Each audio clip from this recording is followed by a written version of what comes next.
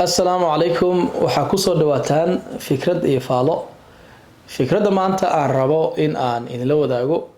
waa fikrad ku saabsan arrimaha isbeddelka iyo isbeddel sida qofku uu ku sameyn karo isbeddelka waxa uu noqon karaa isbeddel adiga aad ku sameysid iyo isbeddel dadka aad la shaqeynaysid ama dadka hoos yimaada aad ku sameysid waxaan maanta jeclahay inaan idinla wadaago 3 tallaabo oo ku saabsan aragtidan oo isbeddelkana ku keeni kara kow isbeddelka sidiisaba marka ugu horeyso talaabada koowaad waxa la yiraahdaa unfreeze macnaha waxa laga wadaa waxa waa isbeddelkii ayaad u diyaar garoobaysaa wacyi gelin ayaa sii sameynaysaa aduu nafsadaada hadaa tahay adiga is wacyi gelinaya adaa wax isku sheegaya waqti baad qaadanaysaa transition baad galaysaa dadka kula shaqeynaya ama dadka ka hoos shaqeynaya hadaa isbeddel rabtid inaad ku sameysid isbeddelkii ayaad u sii sheegaysaa oo u sii xayeysiinaysaa faa'iidada laga helayo ayaad u sheegaysaa waxyaalaha uu keenayo ayaad u sheegaysaa sababtaad u sameynaysid ayaad u sheegaysaa sidaa u sameynaysid ayaad u sheegaysaa iyo waqtiga uu qaadanayo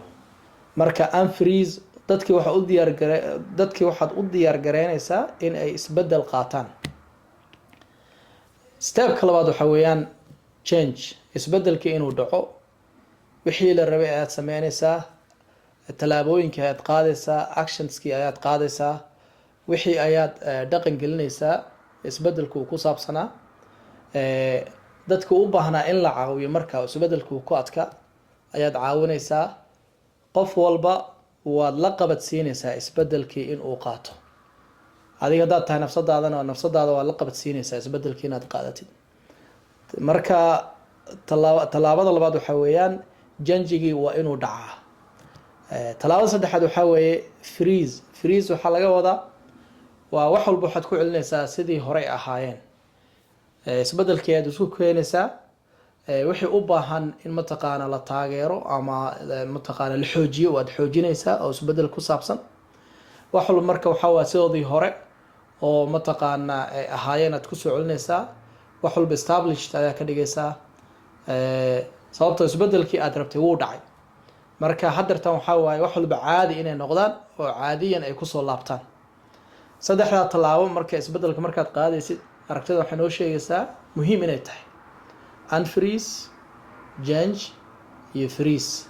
isbeddel marka waxaad ku sameyn kartaa saan sheegnay nafsadaada ama dad kula shaqeynaya ama dad ka hoos shaqeynaya waxaan jeclahay fikraddan inaad wax badan ka faa'iideen waxaan jeclahay videoga inaad dadka kale la wadaagtid dadka la gaarsii like saar comment garee khayr badan baan kuu rajeynayaa wassalaamu calaykum waraxmatullahi wabarakaatu